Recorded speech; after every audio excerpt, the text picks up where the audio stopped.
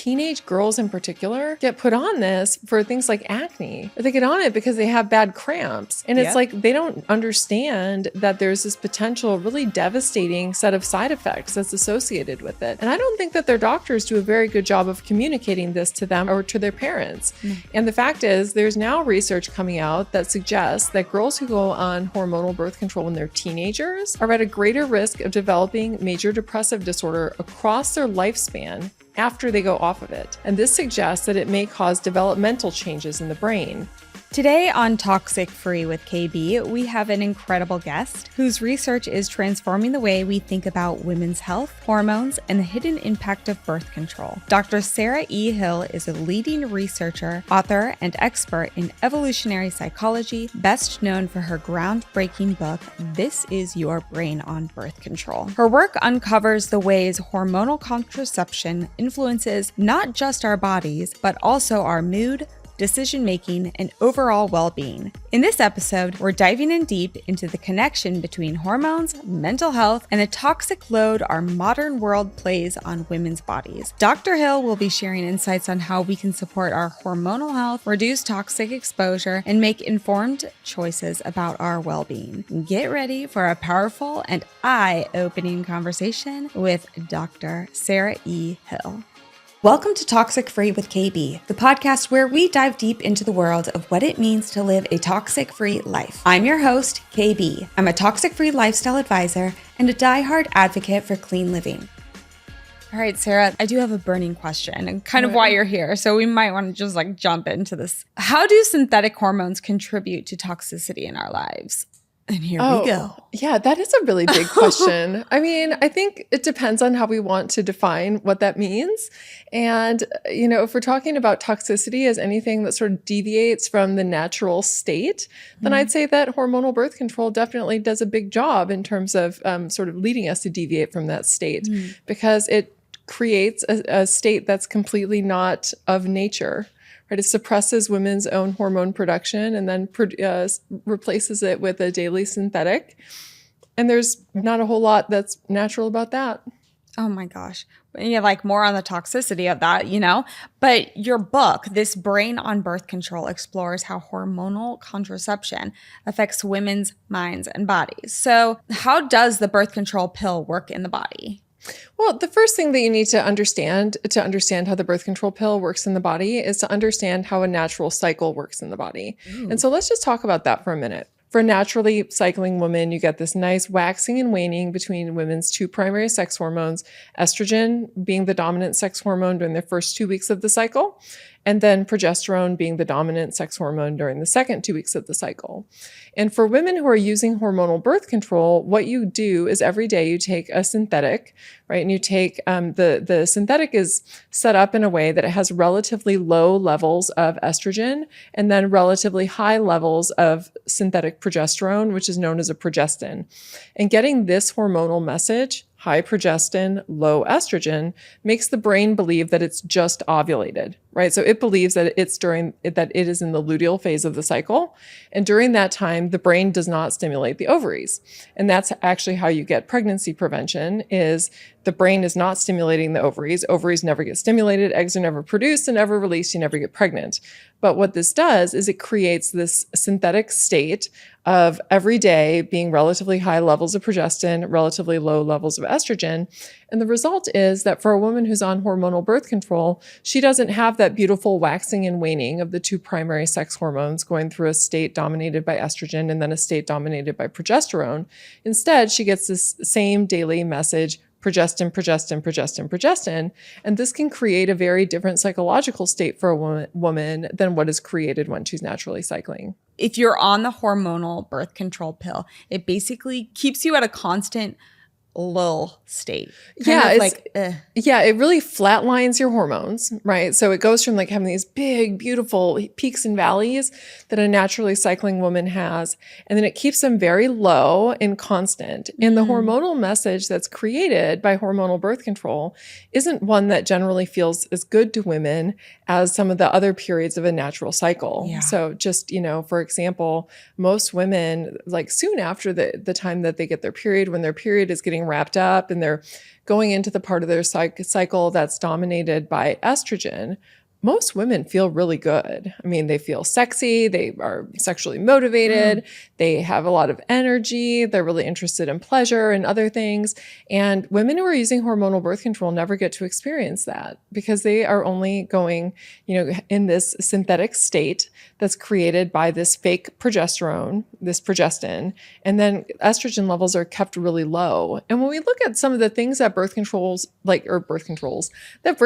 does in terms of influencing the way that women feel and experience the world, a lot of it is just simply the lack of estrogen exposure, because estrogen is something that generally makes women feel good, and not having that can be a real bummer. Yeah. So when I think of estrogen, it's like more of like an emotional state, like estrogen, and it's like kind of sparkly and it gives you like a little more spunk of life. I definitely know, like me as a female, I can very much feel my different times of the month. They're not drastic, I would say, by any nature, but I definitely feel those changes come along. And if I'm thinking on a relationship standpoint, my husband and I are very connected to the point where he can feel if I'm on or if I'm off, if I'm just not like right, sexual desire, all those things. And I'm such an athlete that I'm like, if we're like intimate, I'm sorry, hon, if we're intimate and I'm just like not on, I'm like kind of mad at myself. I'm like, well, why am I doing my best today? Right. But it's like, it's one of those things. It's like, okay, let's step back. Let's honor our bodies and be like, this is just that time of the month that I need to really like cocoon more. It's not about shutting anyone off, but it's just about being like, I just need gentle time with you. Right, it's not that like woo ovulation, like big bang for your buck.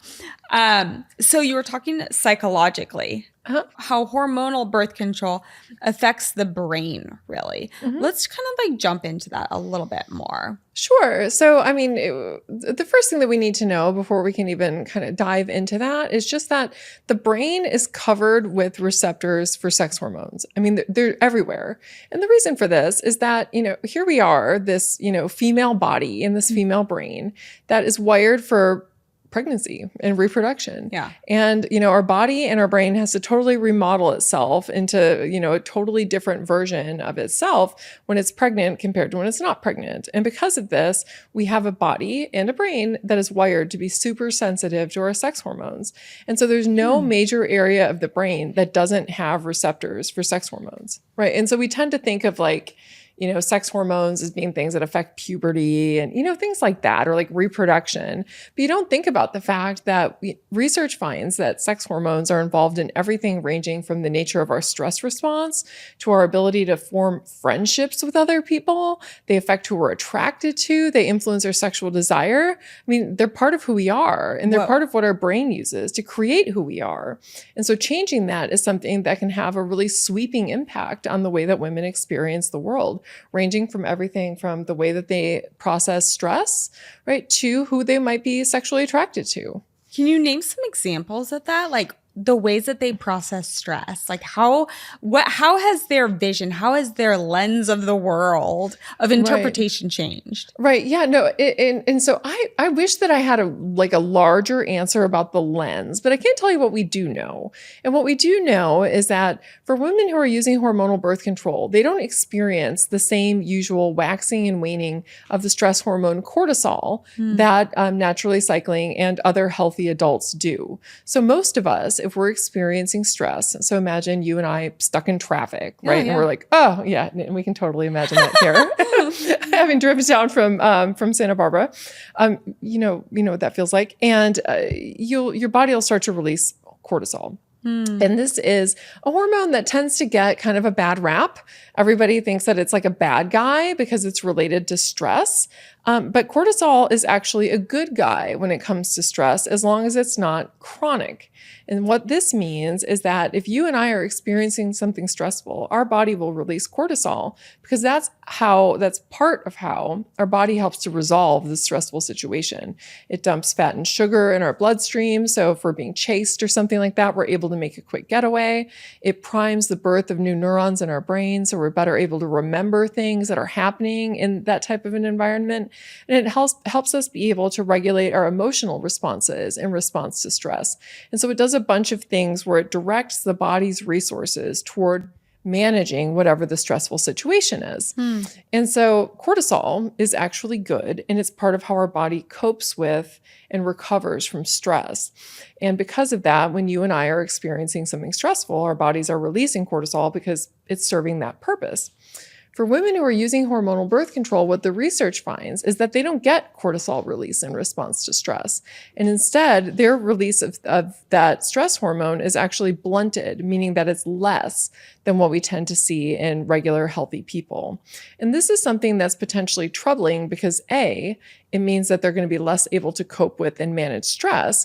But B, this is the same pattern that we tend to see in people who have PTSD or who've experienced chronic trauma during childhood. And this is generally the signal of somebody who has had a stress response that's been so chronically active that the body just finally shuts it down. And so what this tells us is that there's something about hormonal birth control, at least some formulations of it, that tends to put the body into a state of chronic stress that's so severe that eventually the body shuts down the stress response altogether. And this is something that we generally only see. Wait, are you effing kidding me? So can we use an example? Say an 18-year-old girl just started hormonal birth control, right? And say that she already had some stressful moments in her life. 18-year-old girl, like, yes, woo, no, of hormones, course. Yeah, right? exactly. Yes. You know, so much stress. Friends, dating, maybe, family life, whatever's going on. And so now she's on hormonal birth control. Would this mean that she is even more like stressed out, or she's going to be more aggressive? How does that look? Well, so here's the thing, and we don't actually know the progression of this, but here's what we do know, and here's what the guess is about what's going on. And what the guess is about what's going on is that when girls go on this drug, that it's because these chemicals that make up the synthetic progesterone, these progestins, they don't have really great what we call binding specificity to the progesterone receptor, meaning that the progesterone receptor is the part of the cell that's supposed to read the hormone, right? So you have cells in your body that have progesterone receptors, which means they're supposed to read progesterone. But the thing about these hormones, these synthetics, is that they're not even manufactured from progesterone. They're synthesized mostly from testosterone, and they don't have what's known as great binding specificity to progesterone receptors. And it seems that they're also getting picked up by cortisol receptors in the body. And so what researchers think is going on is that when women are taking these drugs, that it's binding to these cortisol receptors, making the body think that it's in a state of overwhelming stress, and then shutting down the stress response. And so the way that this would actually feel for a girl is to feel completely overwhelmed and unable to deal with everything that's going on in her life. And until she goes into, for example, sometimes this can result in a major depression. This can lead to anxiety. And we know from research that especially for younger girls, during the first couple of months when you start hormonal birth control, when this process is probably going on, the risk of developing major depressive disorder and even suicide risk is at its all-time greatest during this period of time. And so it suggests that especially when you first start taking it, that it's really important that you are watching people that are on it, just to make sure that they're not experiencing some of these kinds of side effects.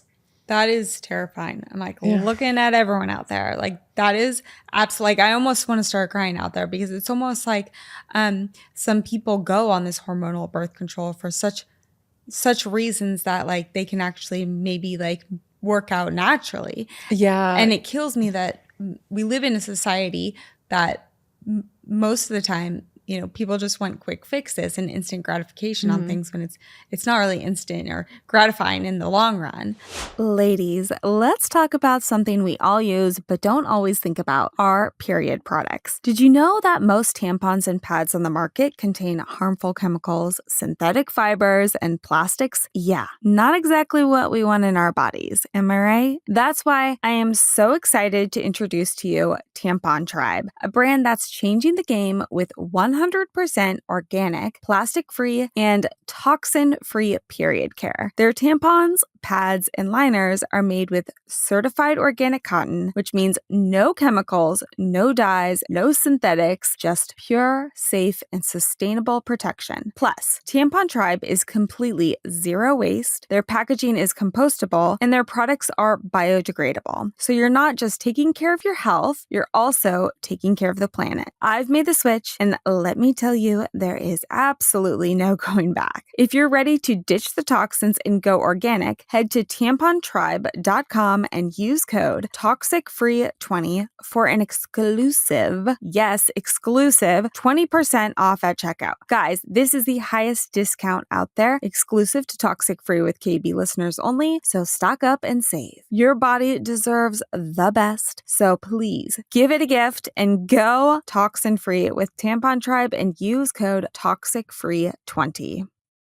Using a sauna is a key part of my wellness routine and healing journey as I continuously recover from mold exposure and boost my blood circulation for my Raynaud's. Detoxing and sweating is absolutely essential, and my Sunlighten infrared sauna has become an amazing game changer in my life. It helps me sweat out toxins, support my overall immune system, and most importantly, calm my central nervous system throughout my healing practice.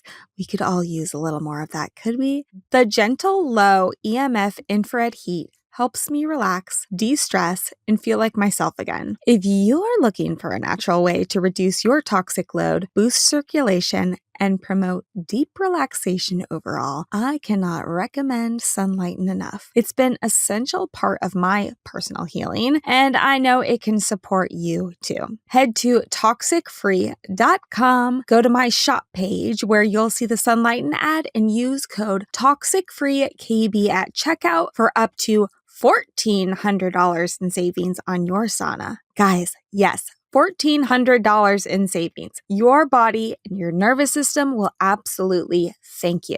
Again, that code is TOXICFREEKB for up to $1,400 off. You can also find the easy to click through link in the description below. Send me your sauna pics. Guys, let's start sweating together.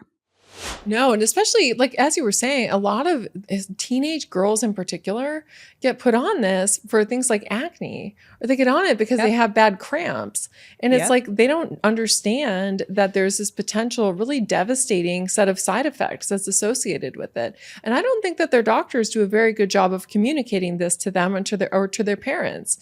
And the fact is, there's now research coming out that suggests that girls who go on hormonal birth control when they're teenagers are at a greater risk of developing major depressive disorder across their lifespan after they go off of it.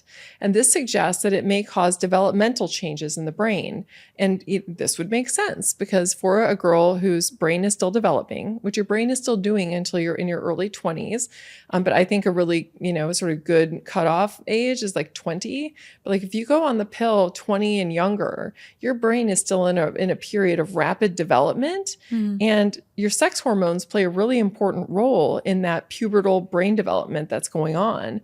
And the idea of just like shutting down the hormones and then replacing it with these synthetics during this period where the brain is relying on instructions from the hormones to develop correctly, we have no idea what the long-term consequences of this are. And almost nobody is doing research on it. And it's really upsetting when you consider that, girls are being put on this by their doctors for these really minor, inconveniences. So things like cramps. Part of the reason of why I have you on today, Sarah, is because so many people out there, girls, women, even men should know this. it's all about education. That's why I have a show called Toxic-Free with KB. You can't make changes in your life unless you are educated. When you know something, you can't really unknow it. Right. You know, Yeah. once you see it, you can't really unsee it. You know, and I think these are really important things to be put out there because, you know, even I'm a stepmother. And so like my opinion sometimes doesn't matter. My experience sometimes doesn't matter because often at times, you know, the child, do you have children? Yes, I've got 2. Okay, yes. So you know that sometimes they're like, they have to learn by doing, you know? Yes. And so I think by watching an external source, listening to someone that actually has like full front like research in this, I think that's so important with everything. Were you ever on hormonal birth control? Yeah, I was on it for more than a decade. And so I was on it from the time I was about 18 till I was about 28 or 29. And I went off of it at different periods, like when I had my kids and when I was breastfeeding, I was off it for periods of time. I mean, I was on it for a really long time. And it was actually the fact that like I went off of it and then I felt so different after I went off of it. How'd you feel? I felt like I woke up. So that's the only way I can explain it. Was like I was on the pill for, you know, almost nonstop for about 10 years. And I never had any problems with it. Like I didn't have, you know, like a major depression. I didn't think that I had low sex drive. But then I went off of it. And then I was like, oh my gosh. Like I just felt like I woke up. Like everything that felt sort of flat and gray and 2-dimensional, all of a sudden life just felt more interesting, bright, 3-dimensional, colorful. I like started going to the gym and cooking again for the first time in a really long time. Like I know my sexual desire like went off the charts. Like, and I didn't, like I said, I didn't even think I had a problem with it. And then I realized like, oh no, I definitely had a problem with it. Like it was like, I could take it or leave it. It just felt like a nuisance. And then to like go to my naturally cycling self and realize like, oh my gosh, like there's so much more to life. I just felt everything more deeply. I was downloading new music for the first time because I was just like I just loved the way that music made me feel. And I was like, I feel so much more alive. And then it was then that I was like, surely this had something to do with the hormones that I was taking. And so I went to the research literature to see what, you know, people had been doing research on in terms of what we know and don't know about the effects of hormonal birth control on the brain and the way that women experience the world. And I was shocked to see that people have been publishing on it for like 30 years. And I had no idea about any of it. And I'm somebody who studies, you know, I spent my career studying women's, you know, sexual psychology. And I was on the birth control pill for that whole time. And I didn't know anything about any of this research. And so I thought, if I don't know anything about this, everybody else probably doesn't know anything about this either. And that's what ultimately led me to write the book. So true. And let me kind of like 2 things here. In the beginning of the hour, you were talking about like, oh, well, before we talk about how, you know, the birth control pill affects, you know, our bodies and our brains, etc. You know, we have to understand the menstrual cycle. I swear, I'm 37 and like I fully didn't even understand the phases of the menstrual cycle until it kind of became a trend to do cycle syncing and stuff, which was like years ago, you know, a couple of years ago. And I was like, I really should figure this out because it was like, you know, there are so many things that you can do and we'll talk more about that. But that's one thing, you know, that I find so interesting that women don't even know much about their own bodies. Right. And I don't know why that is. Is it like a fear to get intimate with ourselves? I don't know. I think nobody teaches us. Like, I don't know about you, but I mean, certainly my mom didn't set me down and like tell me all about that. And like, they didn't tell me that at school either. Yeah. And so I didn't learn about any of that until I got my PhD. And I was like, the idea that you have to like go and get an advanced degree in order to understand how your cycle works is insane. Yeah, we like sleuth the internet. We're like, I'm like, oh my gosh, cycle syncing. Oh, I'm in my luteal phase. And I'm like telling my husband this. He's like, all right, whatever. God, he's such a doll. So I went on the pill for 1 year of my life, I think. And I was like 21. So it was like late on that, I guess. If people went on it on like 18 typically. And mine was because of, you know, didn't want to get pregnant. Right. Let me tell you, it was the worst year of my entire life. Oh, no. I literally felt suicidal. Oh, my I gosh. was so depressed. My period was not regular. Like, it was Right. painful. I was Right. dry. Right. You know, everything was so uncomfortable. And it was interesting because before that breakup happened, of that relationship, I actually got off of it. Mhm. And yeah, there was a big difference because it's so funny enough, I was numb to emotion during that time because I was training for a marathon. Okay. And I remember my husband being like, was it hard training for, he's done a bunch of races, but he was like, did you like bonk at any time during your race? And I was like, no, I felt like I was pretty numb during the whole thing. Like, I felt like I just kind of kept going. Probably because my emotions were numbed. Second of all is because I was probably numbing myself from a bad relationship mentally, which goes to show when you were saying that being on the birth control pill affects things like attraction, sexual desire, and stress response. Whoa, that is such like a clue to what I was going through. Right. My relationship was not the best relationship I could have chosen to be in. Right. Yeah. There's so many people I've heard from both with relationships and then also careers. And so we'll start with the relationship piece because it's very provocative, but it's also like it's a lot more common than we would probably want it to be.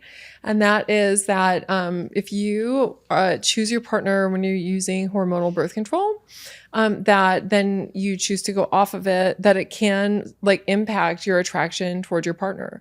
And the reason for this is that there's decades of research linking estrogen levels across the cycle with attraction, right? And so when estrogen is getting high in the cycle, so usually as the body is preparing for ovulation, women's sexual desire increases and women feel sexier, but they're also more attuned to physical attraction, right? And so all of the things that we tend to notice are heightened. So things like scent, things like physical appearance, right? Things like this, and qualities related to testosterone levels, which is also something that tends to be communicated in scent and physical appearance. So research finds, for example, that at high fertility in the cycle, when estrogen levels are high, so right prior to ovulation, that women experience a greater increase, a greater interest in men who have masculinized male faces. So having like sort of these testosterone cues, women have a greater preference for the scent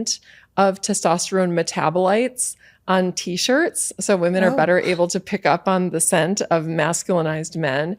They also have a greater preference for the scent of people who are genetically compatible to themselves. So men whose immune genes are different than their own immune genes, which is something that helps promote the health of the offspring. And so all of these senses that we have that are related to attraction and sort of parsing out the difference between somebody who'd be a good partner for us or a bad partner for us in terms of having genetic compatibility and this sort of thing, all of these senses get heightened when estrogen is high in the cycle. And so what happens when women are on hormonal birth control and estrogen levels are kept really low and flat, what this tends to lead is it leads women to deprioritize the importance of these kinds of qualities. So women tend to de-emphasize qualities like physical attraction. They tend to de-emphasize, and they're not able to distinguish between men who are genetically compatible and men who are not genetically compatible because their brain isn't sharpening those senses at that time because conception isn't possible. The brain likes to really sharpen our senses in terms of our ability to separate out people who are going to be sort of good genetically compatible partners with those who are not at times in the cycle when conception is possible, right? So right before an egg is going to be released. And so when women are choosing partners, when they're on the pill, what this means is their senses aren't heightened like this, right? And so they're making decisions in a way that's almost akin to like wearing a blindfold. It's like you can get a lot of information from looking, from interacting with somebody with a blindfold on. But if you take the blindfold off, it's going to be a totally different, it's going to be a different game. And for some women, it'll turn out well, right? You take off the blindfold. It's like Love is Blind, right? That the reality show, it's like for some people it'll turn out really well. And then for other people, they built this whole relationship around this idea of this person.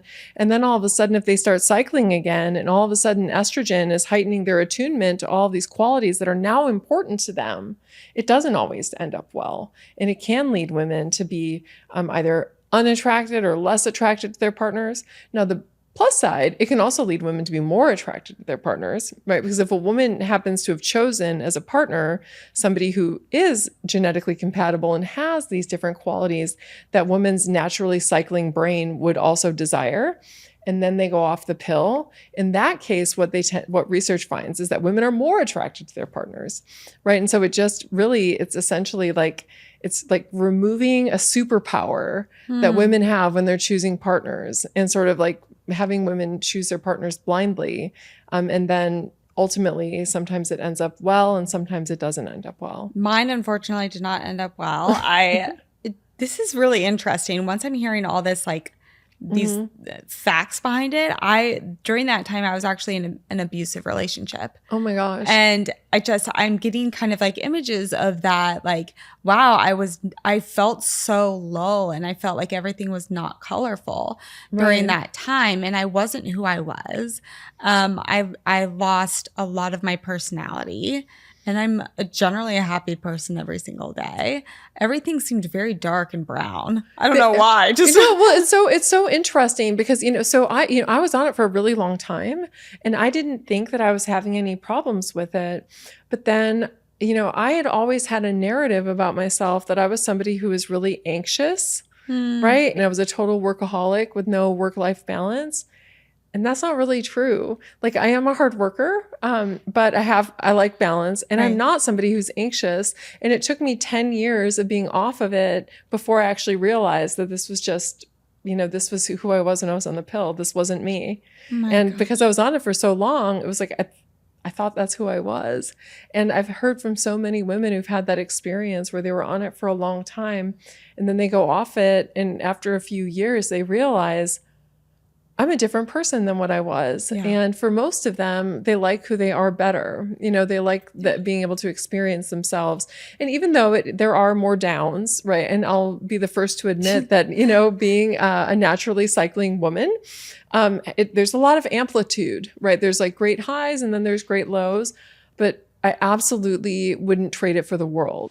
Are you ready to elevate your skincare game? Meet Delavi Sciences, a revolutionary skincare brand blending cutting-edge science with natural ingredients to create products that truly deliver. With proprietary formulas like their award-winning Ionia line, Delavi Sciences harnesses the power of space-age technology and advanced research to target fine lines, wrinkles, and skin damage. I absolutely love this line so incredibly much, y'all. I use it daily and have noticed that my fine lines that were starting to form have been dramatically reduced in appearance. Yes, naturally. This is definitely a hooray moment for me. I also love that their products are dermatologically and clinically tested, as well as a toxin-free. Perfect for anyone embracing a healthier and toxic-free lifestyle. Guys, I don't approve everything, but this I definitely approve. By listening to Toxic-Free with KB, you'll get exclusive access to, get this, 25% off all Delavi Science products by using code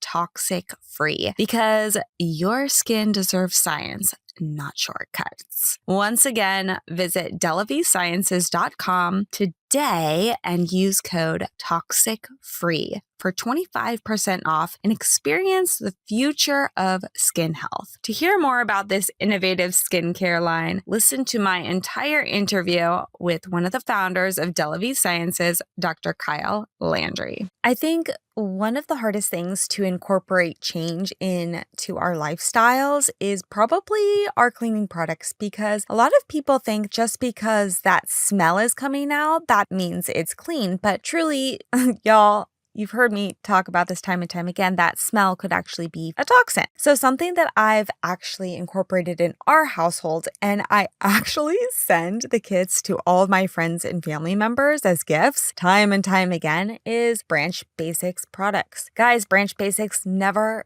set out to sell soap. They truly are on a mission to help people create healthy homes and experience the power of pure. I am totally on this game as well. And someone that has been highly sold is our house cleaner. She has helped toss the toxins with me, and she uses Branch Basics for all of our cleaning necessities at our house. And let me tell you, we don't always live in a clean space. We've got 3 kids, 2 dogs, I've got a husband, so we've got a lot of things to clean up. 3 of the things that have really popped into my shopping cart lately are their new formula laundry detergent. Their toxic-free candle, because baby girl loves a good bath time and sitting by the candles at night when she enjoys her good veggie bowls. And also their hand soap. But 2 of the staples that I live by in our household, and trust me when I tell you I can use this for everything, even on my pups, is their oxygen boost and their liquid gold concentrate. So guys, I'd like to help you get started on your cleaning by giving you 15% off all starter kits. And also, guys, this applies to their hand soap and their toxic-free candle.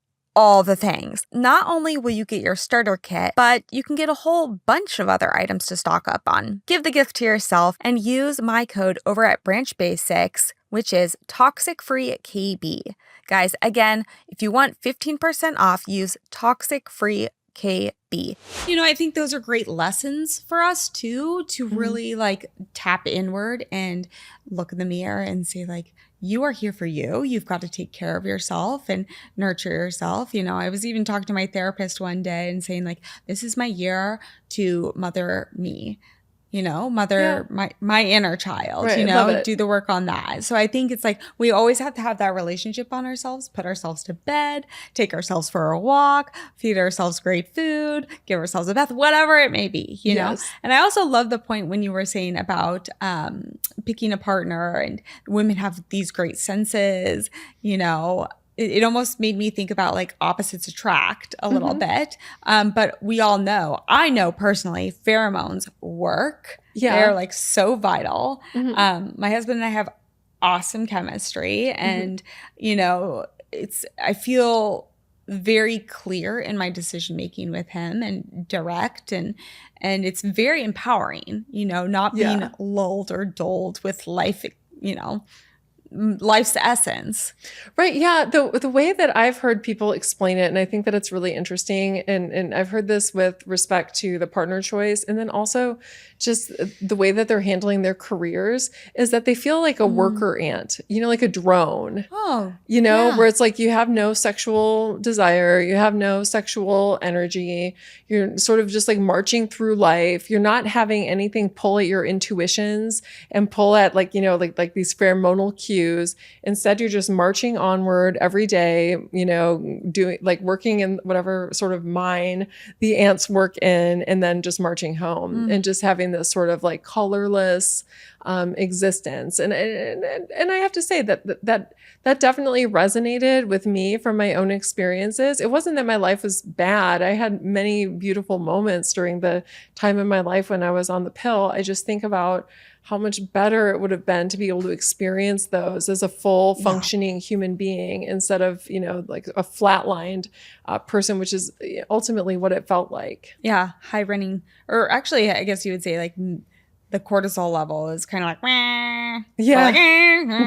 who knows what level, if you started up here or even more depressed. Yeah, and now you're just flatlined. That's crazy. And you were talking about, many women are prescribed birth control pills for a particular reason, whether it's cramps or acne or what have you, or even just to balance their hormones, but what are the first steps that they can take to support their body naturally? I mean, if you're going to go off of hormonal birth control, I mean, the thing that you can do is just really take good care of yourself. I mean, the pillars of good health are going to support hormonal health, and, just making sure you're getting enough sleep, getting exercise, eating, healthful, nutritious foods.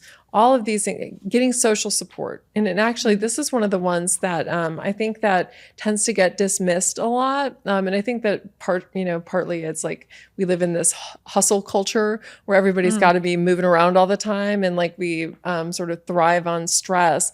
But making sure that you have enough social support and that you're building a community around you, all of these things are going to promote hormone production. And there's been some really interesting experimental work that's gone on in the last couple of years, looking at how much women's bodies will respond to the presence or absence of social support. And like, if we're not getting socially supported, a lot of times our body won't ovulate, and it won't ovulate. And that's how we make most of our sex hormones.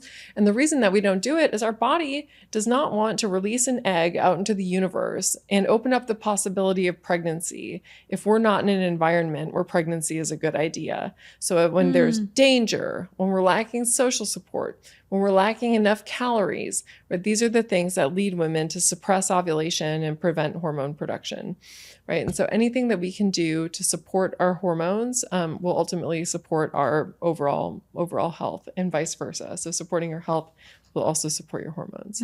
Social support. I've found that so evident this year, especially after COVID, the pandemic, we are also isolated, and we live in such a lonely culture right now. We're so connected, but we're so disconnected. And it's been really my goal this year, especially to get, more face-to-face time, more even just like talking time in person with girlfriends. And if I feel like I need more girlfriends, I'll go meet some new people. I'm a big, obviously, like I like to meet new people and hear their stories. And I leave those experiences, whether it's just walking a dog, going for coffee, going for a hike, whatever it may be, feeling so amazing. And just that alone can like transform someone's life and their personal well-being. So I love that. What is one myth about women's health that you'd love to see disappear? My big one is that women's health is about the health of women. It is not about gynecology. So there's this tendency for people to, and you see this going on at the National Institutes of Health when they invested increased amount of money being directed at women's health. It was all being directed at things like endometriosis and, and those sorts of things, and things like PCOS, which I think is absolutely critical to be studied. Like, yes, we need to know these things, but women's health is about women, and women are different than men. And so we need to be studied different than men. And so, Alzheimer's is women's health. Cancer is women's health. Digestive care is women's health, right? We need to actually study women and study women's health as the health of the whole body. And currently there's this confusion that exists in the world where anytime that you hear women's health, I'm guessing that you probably think the same thing that everybody else thinks, which is gynecology, right? But the fact of the matter is that everything about our bodies is a little bit different than men's. And this includes the way that our immune system works. This is the way that our cardiovascular system works. We're just different creatures. And the fact is, for a very long time, women were not studied at all. And it was only men that were studied. And everything that we know about women and about women's health was based on research done on men. And currently, the way that things are being done is that they're studying some women, but they're not studying us separately from men. And the result is that we're not actually going to understand women. And so my thing that I'd like to clear up is just that that women's health is about the full body experience of being female. And that if we want to increase efforts to study women's health, it means studying women. Can I ask you a question? Who created the pill, a man or a woman? Oh, that's a really good question. So there's kind of like two stories. So the one story is that, yes, it was a man, and it was actually a monk, and he created it. So here's an interesting story. Fun fact. Well, so fun fact, because for a long time, the Catholic Church didn't allow contraception. Right. And so this monk who was like trying to do a favor and create contraception that would be recognized by the church created this hormone that made it look just like a regular cycle for women, thinking that it would be a form of contraception that the church would accept. And then, so he created this, this pill to have this effect, and it works. and then brought it to the church, and the church was like, no. And so he was devastated, and I don't know how the rest of the story goes. But then it was, Margaret Sanger, who's a woman who was one of the ones who really pushed to get access to birth control. So in a lot of ways, she's kind of like the mother of birth control and of hormonal contraception in particular. But it was really this monk who was like trying to get women, Catholic women, an ability to take a break from having children all the time. Interesting. Yeah. I'm from a very big Catholic community, Kansas City. And so it's like, I can understand. My husband and I are actually just having this conversation about, the world's population and stuff like that. So I just find that very, very like pertinent to the time of That's what's so going funny. on. That's funny. You are actually also writing a book right now. Yes. It's coming out soon. Yes. Just about PMS, right? Tell us a little bit about that. So like, why do we get PMS? Yeah, no. So the name of the book is called The Period Brain. And it's going to be about trying to understand the science behind PMS, because the fact is most women get it, right? Like we have this 2 periods the week before our period starts, where many of us experience everything ranging from food cravings to feeling tired to feeling emotionally kind of all over the place. And as a biologist, and I'm looking at this question of PMS, it's a weird one, right? Because there's like, why in the world would all women be having this problem? Like, what is it doing? And like, especially when you look at a natural cycle, for a woman, and again, the first 2 weeks are estrogen and you're feeling sexy and you're like really dialed into, you got good energy. And you're having all these things, and it all makes good evolutionary sense, because it's like, of course you feel sexy and like you want to have sex when sex can lead to conception, right? It makes absolute sense that our brain would experience the world that way, because that would get inherited, right? Right. And so then it's like, and so there's all this really great, brilliant research that's been done looking at all of the things that happen during this first half of the cycle, and all of, like estrogen does this and it makes so much sense, and look at this. And then it was like progesterone. Like, what does that do? Everybody feels terrible. And so I really wanted to do a deep dive to try to better understand what is it that progesterone does, which is this other sex hormone that is the dominant sex hormone during the last 2 weeks of the cycle. What is it actually doing to our brain and body and the way that we experience the world? And in turn, why does it make us feel so lousy? And so I started digging around in the literature, and the answer is sort of twofold. Right. So the first part of the answer is what progesterone does is it's shaping our brain and body to prepare for the possibility of pregnancy. Right. And so our body is undergoing a whole swath of changes from head to toe. It's influencing everything from the type of immune responses we have. It changes our pain sensitivity. It changes our calorie needs. Wait, progesterone does? Yes. It changes our ability to put on muscle from exercise. And like, I'm guessing that you haven't had a nutritionist that you've ever talked to who said, you need about 160 to 200 more calories a day in the last 2 weeks of your cycle than the first 2 weeks of your cycle. And I'm guessing you've never had a personal trainer who said to you, you're not going to be able to put on as much lean muscle mass from lifting weights during the last 2 weeks of the cycle compared to the first 2 weeks of your cycle. And I'm guessing you've never had a doctor who said, just so you know, we've tested this medication in women during the first 2 weeks of the cycle, but not the last 2 weeks of the cycle. But there's every reason to believe that we might metabolize drugs differently during this time. And I'm also guessing you haven't been told your pain sensitivity differs during the last 2 weeks of the cycle compared to the first 2 weeks of the cycle. And so it's like we experience all of these changes that nobody's really told about. Women are given a one-size-fits-all set of guidelines for what they're supposed to eat, how they're supposed to be working out, the ways that they experience the world. And, the result is many of us feel really awful during the last 2 weeks of the cycle because we've been following a set of guidelines that weren't made for us during that time, because our body's needs change in response to progesterone. Like our calorie needs increase, right? We become more sensitive to threats, which is one of the reasons that women feel more, I know, which is one of the reasons that women feel more anxiety during this time. It's because this is a time when your body is like laying the groundwork for the possibility of pregnancy. And during that time, there is no time that it would be worse for you to be abandoned socially or by your partner than there is when you're pregnant, right? It's an incredibly vulnerable time for women.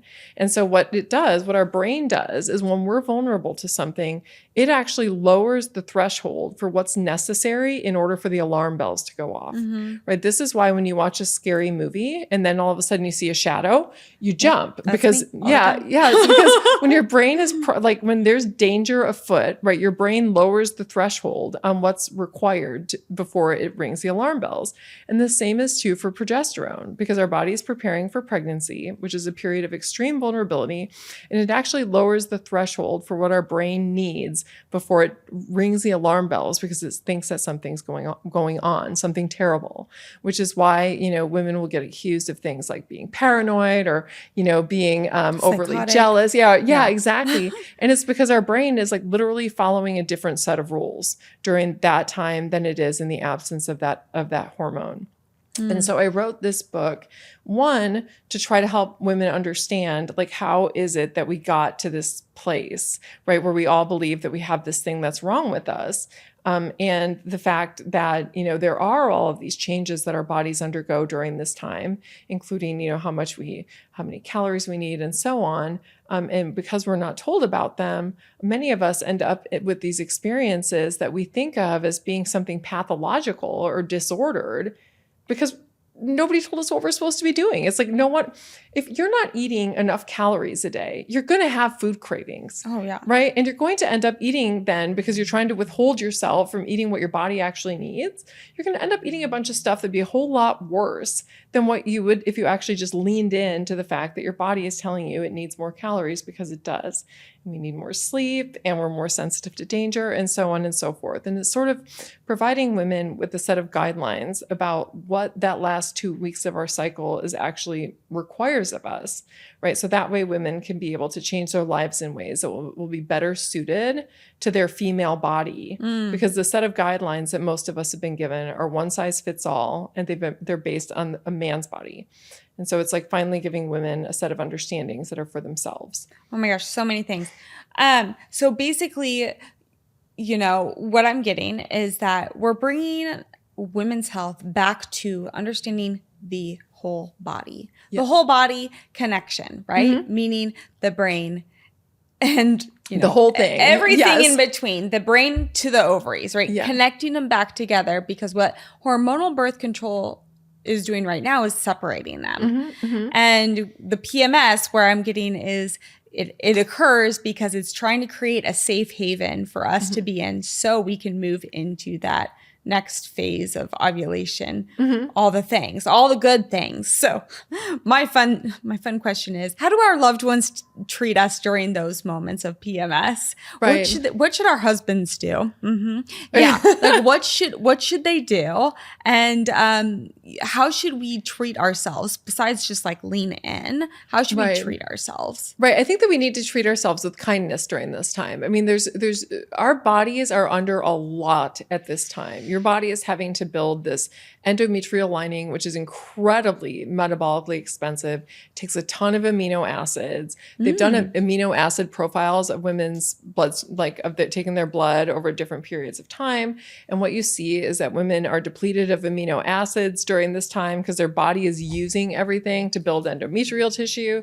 Your threat detector is overly primed, and we need more sleep. We need more calories. We're not, our body isn't even going to invest in building muscle tissue to the same extent as we do during the estrogenic phase of the cycle. So during this time for yourself, I always say, just take extra care. Get the extra sleep, right? Skip the extra glass of wine, right? If you're going out with your friends, just doing everything that you can to take immaculate care of yourself, because you're a little bit more of a sensitive, more vulnerable version of yourself during this time than you are during the first 2 weeks. And just acknowledging that and honoring that, I think, really goes a long way. But in terms of our partners, I mean, I found that with my own partner, being able to have these open conversations about this has made all the difference in the world. Totally. Because what oftentimes will happen is because my threat detector is also overly sensitive during these last 2 weeks of the cycle. It's always been this way for me. And what will generally happen, let's say that something happens. And in fact, I talk about this in my book. And so here's a story for you. he and I were talking about our summer calendars, and we were talking about like, okay, you want to do this golf trip and I'm going to do this. And, we're trying to figure out the way that we're going to get all of our lives together. Right. Because we've got, between the two of us, we've got 5 kids, we've got, busy careers and lots of hobbies. And so all of that, we're trying to fit things together. And something he had said, I don't even remember what it was now, but it was very much giving me the impression that he did not value time with me to the same extent that I valued time with him because of all of these different golf trips. And, it was going to be this and this. And then I was wondering where our trip was going to fit in there. Right. And so I was upset. And so we had a big blow up because now of course I didn't have the like clarity of mind at that moment to think like, I am in the luteal phase of the cycle. And therefore, I am having an overly primed threat detector. Instead, I was just pissed. I was just pissed off and I left for work and I slammed the door and I was driving. And then, I'm driving. And the thing that happens as you kind of get perspective, I was like starting to get a little bit of perspective. And I was like, okay, yeah, no, this is the, last 2 weeks of the cycle. And yes, his explanation made sense. And yeah, no, he values me. But even then, after I'd like talked myself through the full progression of, like I may have been overreacting, I still felt vulnerable. You know what I mean? Like when you're feeling like you really maybe don't value your time with me the same way I value my time with you. And so I called him and I'm like, I am feeling like you don't like, here's at the heart of why I got upset. I feel like you don't value time with me. And then that makes me not feel safe in the relationship. And so I need to hear that you value me and that I'm safe. And then he's like, of course, da da da da. And then he was really wonderful. And then that was the end of the story. He said he was sorry again. I said I was sorry for getting so upset over something that I probably should have listened more to what he was saying, but it was like my brain had the threat detector going and my threat detector was saying, danger, danger, danger. Not safe, not secure. Not safe. Run. Yeah, exactly. Run, run, run. And being able and understanding where I was and understanding consciously what's going on is so helpful. And it's helpful to him too, because he knows that sometimes I require a little bit of extra care. And that's okay. And it's okay. And not to get frustrated, because I think that there could be a version of this where somebody gets frustrated and is like, well, I told you that, and just having a conversation with somebody that here's what my brain is doing. Here is why it is doing it. And, and I'm not going to be, this does not give me carte blanche to be a monster, right? Instead, this is just so that way we can be able to communicate effectively about how I'm feeling. And I do think that having those conversations is incredibly helpful. And I'll tell you, I don't know any man that I have encountered either through men who've read my books, right, or my own partner, who aren't incredibly grateful for the information. And so I think that, having a really open dialogue about what's happening hormonally, I think is so beneficial to a relationship. I mean, so beneficial to a relationship. I think communication in any relationship is like so vital, in communication with vulnerability. Like I like to, even with my husband, like if I, woke up feeling anxious that day, I might be more sensitive and I will just be like, I just want to let you know I woke up feeling a little anxious today. I'd be like, why? But at least you set the stage. Like I might need a little more like alone time or like going for walks or something like that. Yeah. Oh gosh, such hot tips. I love those things. And the other, another one, and you had talked about this already, but it's also sexual communication with this stuff, I think is also really helpful because during the first 2 weeks of the cycle, when estrogen is high, women do have higher sexual desire. They're more sexually motivated and they feel sexier. Yeah. And then during the last 2 weeks of the cycle, women oftentimes feel about as sexy as their grandmother's couch, which is not not a great feeling. And sex that we have generally is more motivated by closeness than it is by by infinite orgasms. And I think that being able to understand that and the biology behind that, because there's really good biological reasons that we're primed for sex during the first half of the cycle and that we're less primed for sex during the second half of the cycle, and that we're more interested in connecting sex than we are for a hot quickie. I think that that's also like really important to be able to communicate and can really elevate a relationship. Because I think especially men aren't cyclical like we are, and they don't understand what that's like. And they don't understand that, you know, just like if you're like, you know, miss hot and ready 6 times a day, you know, like last week, and then this week, it's like you just like need extra cuddles. And, you know, that's totally normal. And it's not because for a man, a lot of times they think that there's something wrong with the relationship. Or that they're not doing something right. Or they're not performing right. Yeah, exactly. Like, do you know what I'm doing? Right. Yeah. No. And being able to communicate about that, I think is so beneficial to women, because obviously it takes a lot of pressure off us to like have to pretend to be the same version of ourselves every day when that's not the way that we work. But I think it's also so beneficial to our partners, especially if we have male partners, because they have no idea what it's like to be cyclical. As far as men are concerned, if their sexual desire isn't, you know, hot and ready to go at any moment, that usually means something's wrong.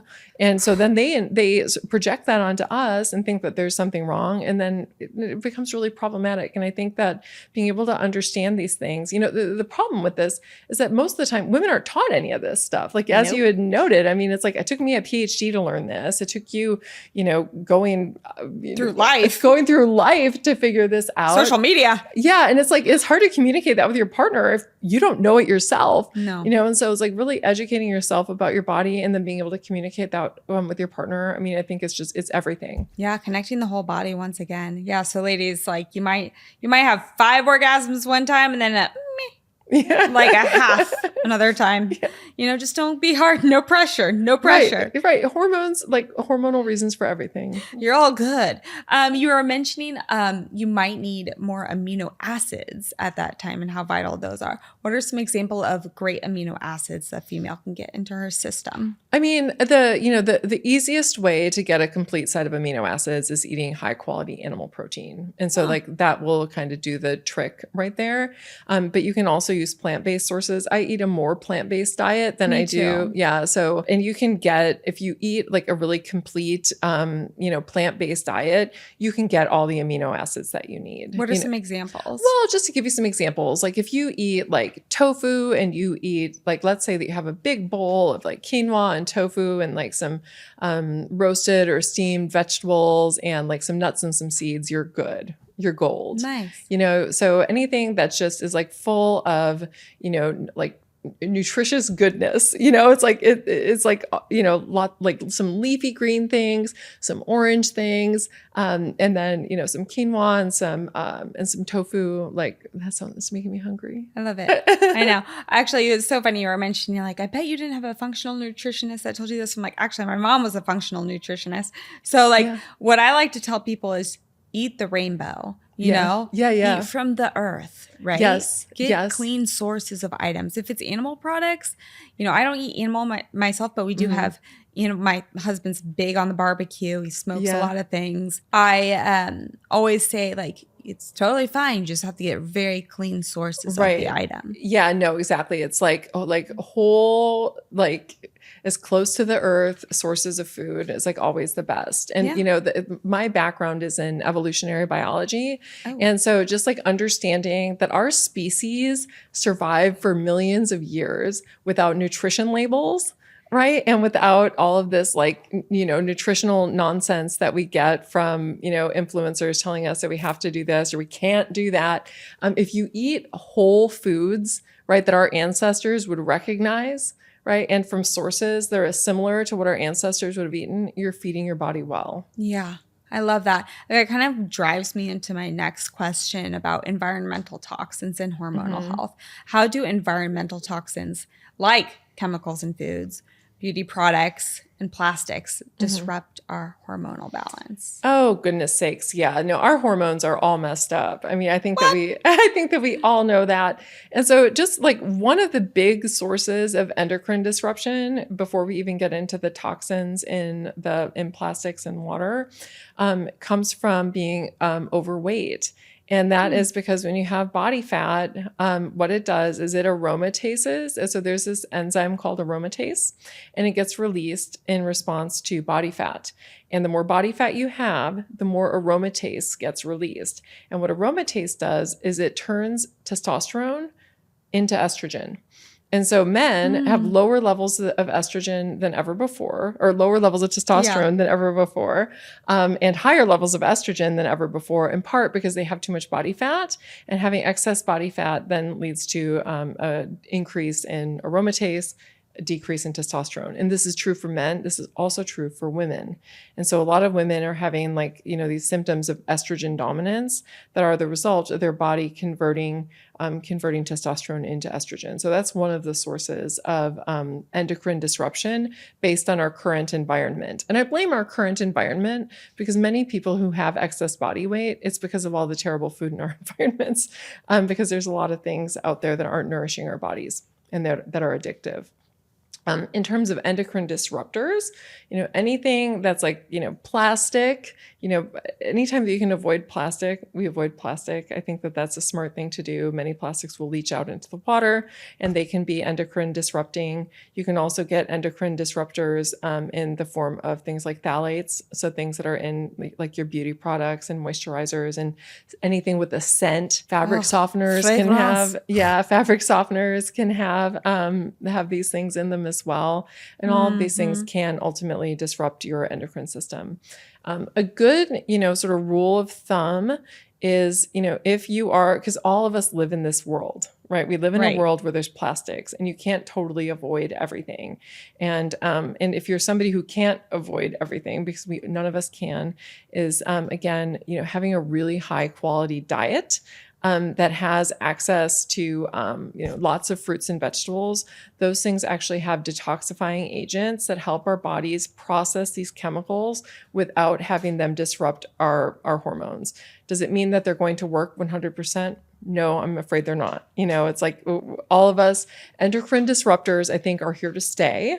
I think that they're going to influence our bodies. But if we want to minimize their impact on our body, eating a really high quality diet that's full of things like, for example, broccoli and cauliflower, too, that have some of the highest content of some of these things. Yeah, I love those. They're my favorites. No, they're my favorite. And Brussels sprouts, yes. Oh my gosh, I just bought some. I can't wait to roast them. Yeah, no, all day long. All day long. Yeah, so good. But eating those things will help your body detoxify from some of these things and then not have, you won't be carrying around and having them impact your body to such an extent. I love that. The cruciferous family. The brassicas. Let's do it. Let's enjoy it. Yes. Okay. You were talking about stress and modern lifestyle. So how does stress and modern lifestyle factors influence our hormonal and menstrual cycle? Oh, good question. So, the fact of the matter is our hormones are created by the act of ovulation, right? So when our body is producing an egg that releases estrogen, and once an egg gets released, that empty egg follicle releases progesterone. And so this act of ovulation, maturing and releasing eggs, is how we make hormones. And this is really important to keep in mind when we are thinking about ways to support our hormones, because for a woman, to support your hormones means supporting ovulation. And so what this means is that you're going to want to do all the things that make your body think that it's a really great idea to get pregnant, even if you don't want to have kids, right? And so this means that you're going to be wanting to make sure that you get enough rest and that you manage your stress, right? And managing stress can be things like, it can be something like mindfulness meditation, right? It can be loving kindness meditations. There's been a lot of research finding that these things can lead to significant reductions in stress, right? It can be simply, making sure that you spend some time outside in nature. And getting regular exercise. And if you can combine those things, even better. So I think that, many people, because life is so busy and so intense, and we have so many balls in the air, that there's a tendency for us to think that, oh no, I don't have time to do all of this. And to people who say that, what I say is you have an hour to go outside and go for a walk. And if it's freezing cold, you put on a hat and you put on warm boots and you put on 2 pairs of long underwear like I did. We had it was 10 degrees in Texas the other morning. It was 10 degrees outside. And I put on my ski pants and I went out there for a walk. I got morning sunlight so that way I could help to set my circadian rhythms. I was freezing cold, but it felt amazing. And if you can just go out and do that, it's amazing for physical health and it's amazing for managing your stress. Stress is oftentimes a result of your body not being able to just dial things down when it's time, and getting your body into a practice of every day doing something that is stress relieving allows your body when it's time and like, you're facing a deadline or something, that you really are feeling amped up about, helps your body to just calm yourself right back down. And so, getting physical activity, doing it outside, and then friendship and building a network. And like you were talking about, just spending time going on walks with your friends or doing things like, and if you, like, let's say that you just moved to a new town and you don't know people yet, go to a yoga class, start to meet people. Always what I do. Yeah. Sure. Yeah. Like go to a coffee shop. Just even being around other people can play sort of a surrogate role when people are still building their community. And so finding an opportunity to surround yourself with other people where you feel safe and you feel cared for are things that can help to support your hormones. Oh gosh, I love that so much. So we're talking a little bit about diet and nutrition. Okay, so like what role does diet and nutrition truly play in maintaining hormonal balance? Specific foods too. Yeah, you were kind of telling about the brassica family, but yeah, no, I mean, it's so important. It's so, so important. Eating good, high quality food and nourishing your body is it's just like one of the best things that we can do for our mental health and our hormonal health. For a long time, people dismissed the role of nutrition, for example, in regulating moods and our ability to, avoid things like depression, anxiety, and other mental health disorders. And it's becoming increasingly appreciated just how important these things are. And again, imagine that you are having dinner with your ancestors, right? Your distant ancestors who had to live off the land. Would they recognize what's on your plate? And if the answer to that is no, right, try to steer closer to something that's more similar to what your ancestors would recognize. We spent most of our history living as hunter-gatherers. And so eating things, and I'm not saying that you need to, eat like a caveman and start just gnawing on sticks, but instead I'd do it. It's like you go and you get, leafy green vegetables and you get some nuts and you get some seeds. And if you're going to eat animal products, that you get, like something that's raised on its indigenous diet. So for example, like a cow that's been completely grass-fed its entire life, right? Or eating something like venison or deer, right? That's been living on its native diet. But you want to eat in a way that is essentially, getting the energy from the sun, which is what we're doing when we eat food, is like we're indirectly getting energy from the sun. Right. And, just really, like as you were saying, coloring your plate with different types of colors, different types of textures, but like whole foods, mostly plants, not too much. I think Michael Pollan's really sage advice about how to eat well is something that very much will correspond to healthy hormones. And I think that avoiding processed foods, avoiding like sugars and flours and these sorts of things they're just not good for health. And something that's not good for health isn't good for hormones, and vice versa. So there's really no secret food that you need to eat or not. If you want to manage your hormones, I think if you eat like a really healthy diet that's comprised exclusively of food, right? Not that like food. Like actual food, you're 3 steps ahead of almost everybody else. And I'll add to that, there's a lot of really good research that seems to indicate that taking magnesium for women is particularly helpful.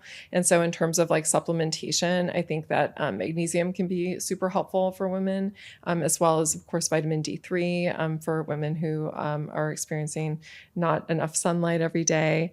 Those can be really helpful. Vitamin B12 can be really helpful for some women who get PMS. That's something that seems to take the edge off of mood-related complaints. But again, if you're eating like a good diet comprised of actual food, you're doing pretty well. Yeah, I mean, I'm not a doctor. I just play the part of one, but I do know a lot about like the supplement source. So it's like women, get your B's for mood regulation. Magnesium is definitely great because, if you are if you do run high on like a stressful state, you do burn magnesium a lot. And magnesium is obviously it's really good for like that calming state as well. And then D, of course, it's a hormone as well. You want to regulate that accordingly. And the sun, we all need the sun. Eating with the sun, going with the ancestral, farming practices or eating practices. There's so many different cultures that say like, eat your largest meal when the sun is highest in the day, Ayurvedically speaking. So we have a lot to like just scale back, simplify, go back to basics. Like, don't complicate things. Don't buy things just based upon labels and pretty branding, like really think and become intuitive of like, what does your body need? Because it's really freaking smart, Yeah, it is. I mean, when you think about the fact that we are like currently the end of an unbroken chain of successful survival and reproduction for millions of years. Like if so much as one of your ancestors wouldn't have reproduced, you wouldn't be here. And so like we have had this long, continuous, unbroken chain of people being able to survive. And so we've inherited all of those traits. And what were the things that they were feeding themselves to allow themselves to survive? It was just food, right? Nourishing food from the environment. And the closer that we can get to that, I think the better off most of us will be. Oh my gosh, I love that. I mean, going into my next thing, sleep levels, right? We tell ourselves, like I need really good sleep. So we should do the same thing with food too. So how does sleep levels impact our hormones? And what are your top tips for improving sleep quality? Yeah. So, I mean, if your hormones, if you're not getting enough sleep, it's not going to be good for your hormones. And in fact, we actually published a really interesting paper that was looking at ovulation rates in women. And what we find is that during the winter months, when it's darker and there's not as much sunlight, that women have failure to ovulate a lot more frequently than they do in the summer months. And it just goes to show that exposure to sunlight and just natural light fluctuations are something that play an important role in setting and sort of calibrating our sex hormones.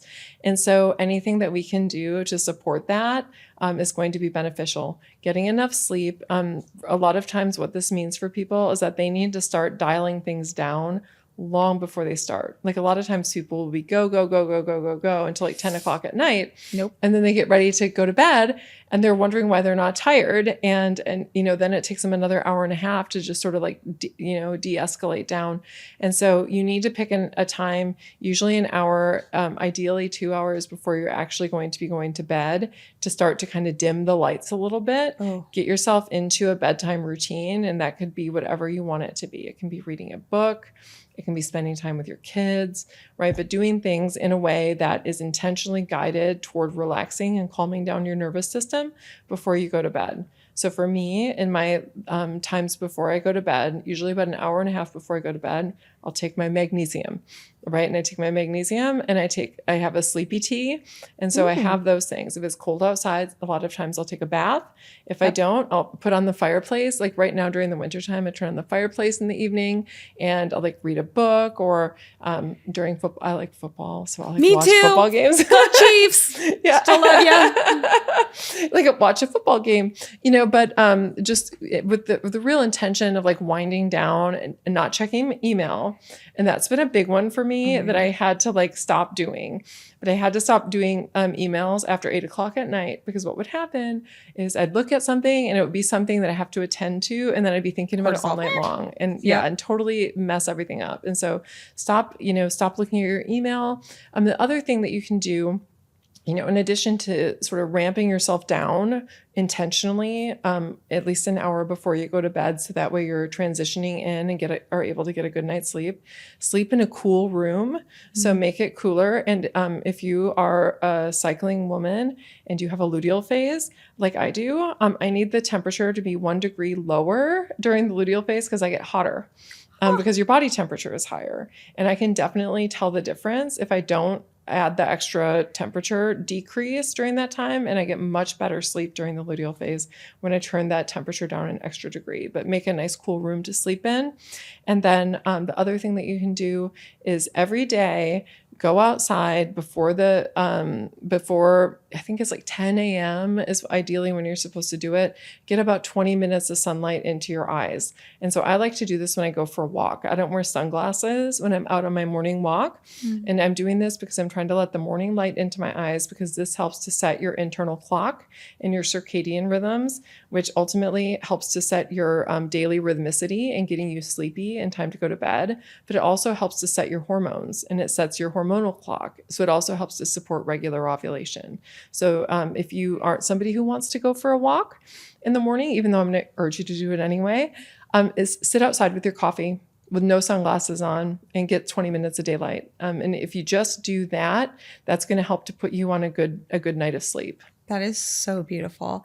So many women are questioning the use of contraceptives, the hormonal contraceptives at this point. So therefore, they're getting off of them, and they have to go through probably a detoxing process, right?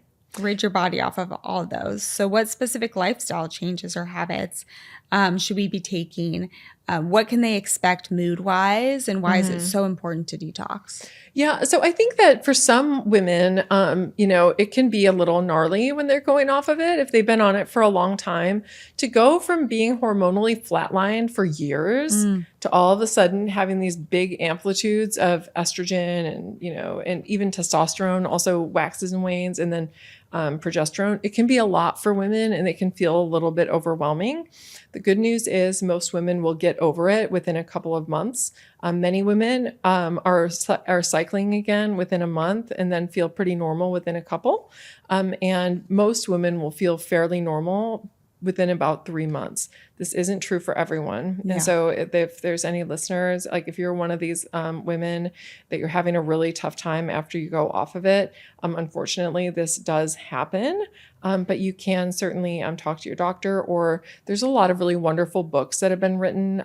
So Dr. Jolene Brighton wrote the book Beyond the Pill, and it's about addressing some of, for example, the nutritional deficiencies that women can experience when they go on hormonal birth control, and some of the things that they can do to help detox from that. Dr. Laura Brighton wrote the Period Repair Manual, and she talks about ways to try to get your cycle back in response to any types of issues, but including going off the pill. You're irregular. And 28 Wellness now has the product called Toxic Breakup, and it's a supplement that you can take that addresses many of the types of issues that women experience when they're coming off of hormonal birth control. So just to give you some examples of this, we know, for example, that when you're on hormonal birth control, that you're not having, a natural cycle. And so doing things or taking supplementation that can help to really support that can be really helpful to women during that time. And so it's got a number of ingredients that are meant to target some of the specific types of shortfalls that women get when they're using hormonal birth control. And I think that for some women, like doing a detox like that can feel really good, both psychologically and then also physically, because it can help to speed things along for you. And for other women, if they're not really feeling like, they're feeling like, I can't afford a detox, or like, I don't know what to do. Really, if you take really good care of yourself, you drink a lot of water, you're going out and getting exercise, you're building your community and doing all of those things that are going to support ovulation, all of those steps are also going to matter, right? And so you can do a specific birth control detox product, like 28 Wellness has the one. You can follow some of the tips that are followed by Dr. Brighton and by Dr. Bryden in their books that they have about restoring the cycle, and just really taking good care of your body. It's like our bodies are incredibly brilliantly designed machines, and when they're well taken care of, they usually respond pretty well when it's time to switch gears from something. Oh my gosh, so beautifully said. Well, this has been so fun. Thank you so much. 2 more quick questions. Yes. What is your everyday non-negotiable? My everyday non-negotiable, for me is I need to have time to myself. Oh, perfect. Absolutely have to have it. And it's like the whole thing with the oxygen mask, it's like you have to put your own on before you can help somebody else's. Oh yeah. Yeah, no, that's totally me. Nice. What is one easy toxic-free habit that we can all start practicing today? It's just going to be the same things I've been saying over and over again. But I mean, honestly, if I had to pick one thing to do, it would be eating whole foods. Just eating healthy, whole foods that nourish our bodies. I think that we culturally are so sick right now. There's so many people with chronic disease. There's so many people with mental health related problems. And I have absolutely no doubt in my mind that all of that would go away completely if we just went back to the type of diet that our ancestors were eating. I mean, so true. Yeah. So true. I don't doubt it myself. Where can all of our listeners find and follow you and get more info? Yeah, you can follow me on all the social platforms, and I'm at Sarah E. Hill, PhD, and that's Sarah with an H. So Sarah E. Hill, PhD. Yeah, that's My right. middle name is Sarah with an H. With an H. Yeah, no, of course it is, because that's like how it's spelled. Love it. And then you can also find me at sarahehill.com online. Cool. Thanks, doll. Thanks. And now it's time for our hot habits. Okay, so today's hot habit is practicing non-attachment. I know, it sounds like, what are you even talking about? Yeah, but especially during this time of the year, actually, I feel like every season of the year I'm doing this, I'm practicing non-attachment probably through my closet, like purging away with things and living a more minimal life. What is the quality over the quantity in my life? And not being so like hung up on the emotions that are attached to it. Just being like, hello, thank you. You created so much joy in my life. Go spread it on to something else. So by practicing non-attachment, this basically involves observing your thoughts and emotions and letting go of expectations and focusing on the present. It can help you adapt to change, form deeper relationships, and feel much more self-worth. You can practice this in so many other ways, but that's just one example I'm giving to you. So the next one, trendy trends, folks. Oh my gosh, my trendy trend for today is wellness that tackles addiction. All right, listen up, folks. This is basically a shift towards specific treatment. From alcohol and vaping to social media and opioids, addiction is one of the biggest public health crises of our time. So now the wellness industry is merging with medical treatment to create a more judgment-free zone and offer holistic solutions. All right, folks. Thank you so much for tuning in. I wouldn't be here if it wasn't for all y'all's support. So until next time, I appreciate you. And remember, you're doing your best and your best is great. Thanks for watching Toxic-Free with KB. Please subscribe to the show, comment below, and check us out on Instagram at toxicfree.kb and TikTok at toxicfree with KB. See you next time. This is a Kilo Bravo Media production brought to you by Rainbow Creative.